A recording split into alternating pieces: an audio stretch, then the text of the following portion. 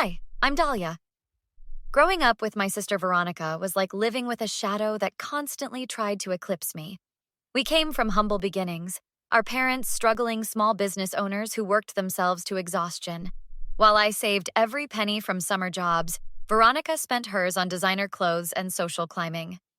You're wasting your life on those boring business books, Veronica said one evening as I studied at our shared desk. She was applying mascara, getting ready for another party. Someone in this family needs to understand finance, I replied without looking up. Mom and Dad won't be able to work forever. Veronica rolled her eyes. God, you're such a buzzkill. Live a little, doll. I am living, just differently than you. Yeah, boringly. She fluffed her hair. Tyler's brother is coming tonight. He's pre-law at Columbia. That's nice. You could come, wear something decent for once. I finally looked up. I have an exam tomorrow. Always an excuse. She grabbed her purse. This is why people think you're weird. That conversation replayed in my mind 20 years later as I pulled up to the Gardenia, the luxury hotel I'd purchased after years of careful investments. I'd named it after my grandmother's favorite flower. The grand opening was tonight, and despite our differences, I'd invited Veronica. Family is family, after all. Miss Rodriguez, everything is ready, said Marcus, my hotel manager, meeting me at the service entrance. His calm efficiency was why I'd hired him. Any issues I should know about? I asked, checking my watch. Nothing we can't handle. The staff is prepped, catering's on schedule, and… Dahlia! A familiar voice called from behind us. My childhood friend Elena rushed over, elegant in a navy dress. This place is incredible! I embraced her. Thanks for coming early. I needed friendly moral support. Are you kidding? I wouldn't miss this. She squeezed my hands. Your parents would be so proud. Marcus cleared his throat. Excuse me, Miss Rodriguez. I should check on the ballroom setup. Of course, I nodded. I'll be there shortly. Elena linked her arm with mine as we walked. So, did you invite her? Veronica? Yes, though I doubt she'll come. After what happened at your parents' memorial? I sighed. That was 3 years ago. She accused you of stealing their inheritance. Elena's voice rose. When you were the one who paid for their care during those last years. She was grieving. She was cruel. Elena stopped walking. You know what your problem is, doll? You keep making excuses for people who don't deserve it. It's complicated. She's still my sister. And you're still too forgiving. Our conversation was interrupted by my phone buzzing. Marcus texted. Problem at main entrance. Your sister is here with security. Please come immediately. Speak of the devil, I muttered, showing Elena the message. Her eyebrows shot up. Want me to come with? Better not. I'll handle Veronica. I hurried through the gleaming lobby, mentally preparing for whatever drama my sister had brought to my doorstep this time. As I approached the grand entrance, I heard her before I saw her. Do you have any idea who I am? Veronica's voice echoed against marble. My family built this place. I rounded the corner to see her blocked by 2 security guards. She wore a designer dress that probably cost more than their monthly salaries combined. Ma'am, your name isn't on the list, said the taller guard firmly. This is ridiculous. She spotted me and her expression shifted from rage to smug satisfaction. Dahlia, tell these men to let me in. They clearly don't know who belongs here. I stepped forward, keeping my face neutral. What seems to be the problem? The security guard turned. Miss Rodriguez, this woman claims to be your sister, but she's not on the guest list. Before I could respond, Veronica laughed loudly. Miss Rodriguez? Oh, that's priceless. She looked at me with familiar condescension. Dahlia, are you pretending to work here now? Playing dress-up in clothes you can't afford again? I felt eyes on us as guests began to arrive. Veronica continued, her voice carrying, Honey, places like this are for people like me, not girls who shop at discount stores. You couldn't even afford to stay here, let alone belong. The security guard looked uncomfortably between us. Ma'am, should we escort her out? It was at that moment I realized Elena was right. I'd given Veronica too many chances. As she stood there, blocking the entrance to my own hotel, laughing at me, Something finally broke. Actually, I said calmly, opening my clutch, I think there's been a misunderstanding. I pulled out a folded document, the deed to the gardenia with my name clearly listed as owner. Veronica's smile faltered as I held it up for her to see. This is a joke, right? Veronica laughed nervously as she stared at the deed. You expect me to believe you own this place? Miss Rodriguez, Marcus appeared. The mayor has arrived. Should I show him to the presidential suite? Thank you, Marcus. I'll be there shortly. I led a stunned Veronica to a private conference room where she immediately confronted me. How much did you pay these people? Did you rent that designer dress too? I bought it, actually. Valentino's new collection. Stop it. Her eyes narrowed. We both know you work at that pathetic accounting firm. Lived. Past tense. I haven't worked at Fitzgerald and Meyer for 5 years. What are you talking about? I was never just an accountant there. I was an investment partner. I made smart investments while you were broadcasting your entire life on social media. A knock interrupted us. Thomas, my lawyer, entered. Dahlia, the contracts are ready for Tuesday's meeting. Thank you, Thomas. This is my sister, Veronica. Thomas extended his hand. Ah, Miss Davis, we've spoken regarding your loan applications to Sunrise Capital. After he left, Veronica sank into a chair. You're behind Sunrise Capital? I've been trying to get financing from them for Robert's restaurant. I know. Did you block our applications because of me? No. I blocked them because his business plan was terrible. 60% of restaurants fail in the first year. So you've been spying on me? Watching me struggle? Not spying, just aware. There's a difference. And you never thought to help your own sister? I leaned forward. Like you helped me when I asked for a loan? When you told everyone I was desperate and pathetic? That was different. Robert and I needed that money for our lifestyle. And that's exactly why I didn't approve your loans. You've never understood the difference between wants and needs. Veronica stood. I'm leaving. This whole thing is sick. Before you go, I said, you should know the real reason I invited you tonight. To humiliate me, obviously. No, to offer you a job. She froze. What? The hotel needs an events coordinator. Someone with your social connections could be valuable. You want me to work for you? She looked shocked. With me, not for me. It's what Mom would have wanted. For a moment, something vulnerable crossed her face.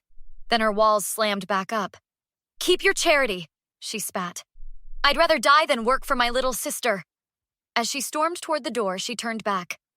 Everyone will know this is all fake. I'll make sure of it. The following morning, Veronica was back, this time with a man clutching a notepad. Family betrayal of the worst kind, she was saying loudly in the lobby. My sister is mentally unstable, always jealous of me. Veronica, I said calmly, approaching them. What a surprise. Miss Rodriguez, Jake Simmons from the Daily Observer? The man thrust his notepad forward. Your sister claims you falsified ownership documents? Mr. Simmons, I replied, you might want to verify your sources before printing anything libelous. See? Threats already? Veronica laughed theatrically. It's not a threat, it's legal advice, said Thomas, appearing beside me with a folder. Mr. Simmons, I'm Thomas Wentworth, legal counsel for Rodriguez Holdings. Here are the verified ownership documents for the gardenia, along with the restraining order we're filing today. Restraining order? Veronica sputtered.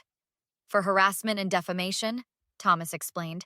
Your calls to our investors, false social media statements, and this media stunt, all documented. This is ridiculous. Veronica turned to me. Tell him we're just having a sisterly disagreement. A disagreement? I finally let my anger show. You tried to humiliate me at my own hotel opening. You're damaging my business reputation. You called Mom's nursing home and told them to stop letting me visit because I was unstable. We have the recording, Thomas added as Jake scribbled notes. The nursing home documented the call. You always do this. Veronica's face contorted. Make yourself the victim when you're the one who's taken everything from me. What exactly have I taken? Attention! Success! You were supposed to be the boring one while I was the star. The lobby had grown quiet as hotel guests watched our confrontation. I worked for everything I have, I said quietly.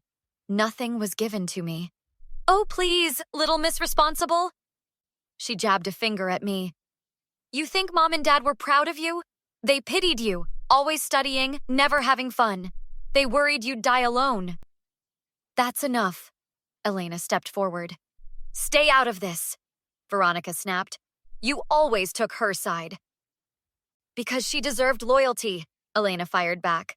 Unlike you, who threw Dahlia under the bus every chance you got. Veronica turned to Jake. See how they gang up on me? This is what she does, turns people against me. I've never thought I was better than you, I said. That was always your assumption. Liar! You've always been jealous. You sabotaged my loans. You turned our parents against me. Miss Davis, Marcus stepped forward. I need to ask you to lower your voice or leave. You can't kick me out. This is a public place. It's a private establishment, Thomas corrected. Fine. Veronica grabbed her purse. Print whatever lies she tells you, she spat at Jake. But know this, she ruined our family. She let our parents die thinking I was a failure. As she stormed toward the exit, she turned back. This isn't over, Dahlia. I'll make sure everyone knows what you really are. The doors closed behind her with a heavy thud. Jake cleared his throat.